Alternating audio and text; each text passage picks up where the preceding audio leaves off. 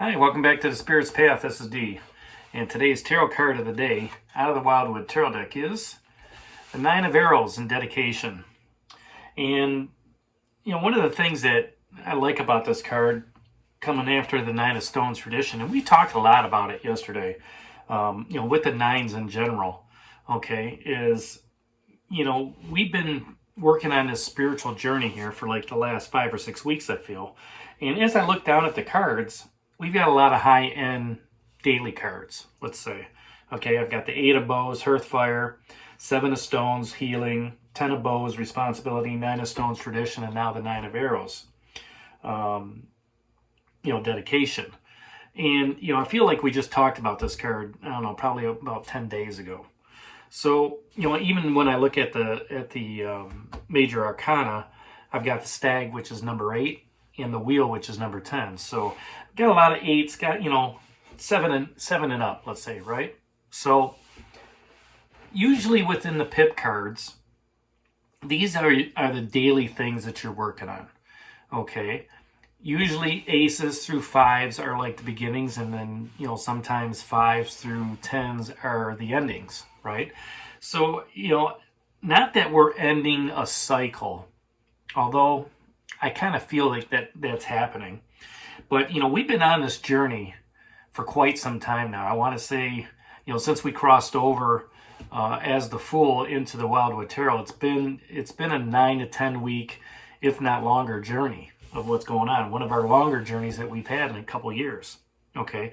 And, with the spiritual heaviness that's been going on here lately, the last 3-4 weeks, as we're working on our spiritual walk, looking within, assessing everything, taking care of that shadow work.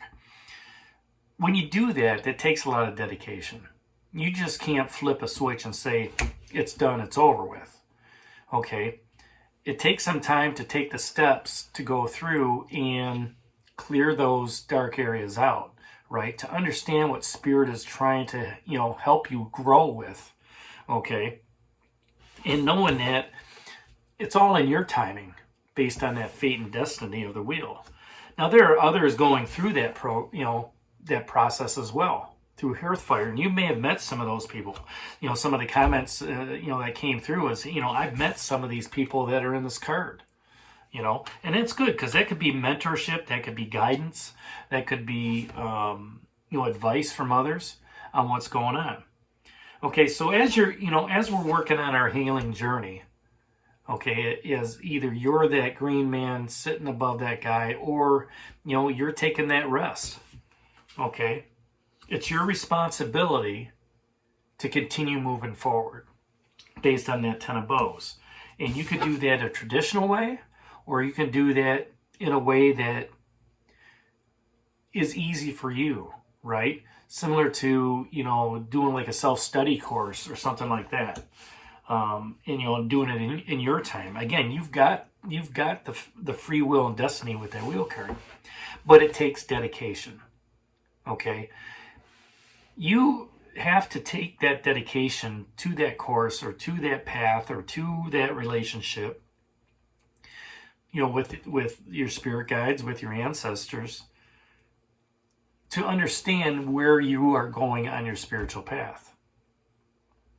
To take that time to sit back and be self-disciplined and meditate daily, right? To remove yourself from the chaos of the world, the chaos of work, right?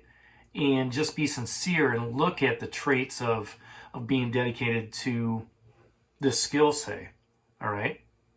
When you do that and you work on that spiritual belief or that spiritual philosophy, that's when you start to hear the universal call to become greater, to become those spiritual warriors, to become those shamans, to become those healers that are out there, those light workers, okay? And whether you're a light worker or healer now, taking it to that next level. Where do I need to grow, okay, to expand my growth, to expand my spiritual path? And being able to sit down and meditate, look at other opportunities that are out there, understand where you're at in relationships, understand, both at home and as well as at work and in your social settings, understand how you influence those that you are in a relationship with or at work or in a social setting, and respecting the beliefs of others, respecting the beliefs of other cultures, respecting the beliefs of other philosophies, spiritual philosophies, Zen, shamanism, Buddhism, things of that nature. And then taking pieces of that, all right, maybe learning something that you can use to help yourself develop and grow. And then when you develop those skill sets, all right, and you become that spiritual warrior, then you can teach others through example or classes or mentorship, however you want. And then, you get to share some of those beliefs and philosophies. And when you do so, you respect those beliefs and philosophies, and then people tend to respect you as, even more. So, doing the daily grind, the daily rituals, takes a lot of self-discipline. And self-discipline takes a lot of dedication. Every day you have that self-discipline to get up out of bed, get the coffee going, take a shower, eat a little breakfast, and go to work. Because the end result of that is a paycheck, right? Or, lifelong career ambition. But it's that dedication where you're laying in bed and you're going, I don't really want to go in there. Guess what? You take that, you step out of bed, you go through that routine, and once you get to work, things start moving, right? It's the same thing in your spiritual practice. When you're done with the chaos and you want to release from that chaos, go meditate. Sit out in the backyard, listen to the birds sing.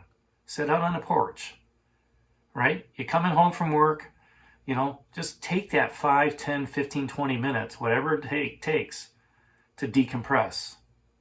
And listen to what the world is doing.